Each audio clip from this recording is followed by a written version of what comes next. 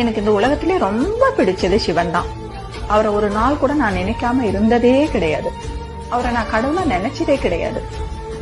ஒரு அப்பாவா தான் நான் நினைச்சிருக்கேன். ஒரு அப்பா கிட்ட நம்ம எப்படி பேசணும் அது போலதான் நான் பேசிக்கிட்டு இருப்பேன். பயங்கரமான சோதனையெல்லாம் கொடுப்பாரு.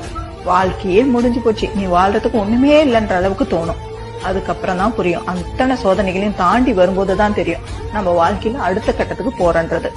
அத்தனை சோதனைகளையும் நான் அனுபவிக்க காரணம் என்னன்னு கேட்டா, அவர் நம்ம ஒரு சில விஷயங்களை கத்துக்கணும் அப்படின்றதுக்காக தான் அவர் அவ்வளோ கஷ்டத்தை கொடுப்பாரு.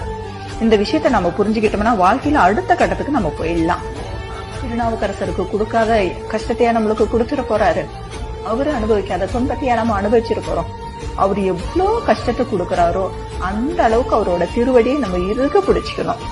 எனக்கு நீ இருக்கிற, எனக்கு நான் எதுக்கு எல்லாத்தையும் நினைச்சு கவலைப்படணும், கஷ்டப்படணும்? எல்லாத்தையும் நீ பாத்துப்ப, உனக்கு தெரியாத விஷயங்களே எதுவும் இல்லை அப்படின்ற ஒரு மன நிம்மதியோட அவர்கிட்ட நம்ம எல்லா கஷ்டத்தையும் ஒப்படைச்சிட்டு நாம நிம்மதியா இருக்கணும்.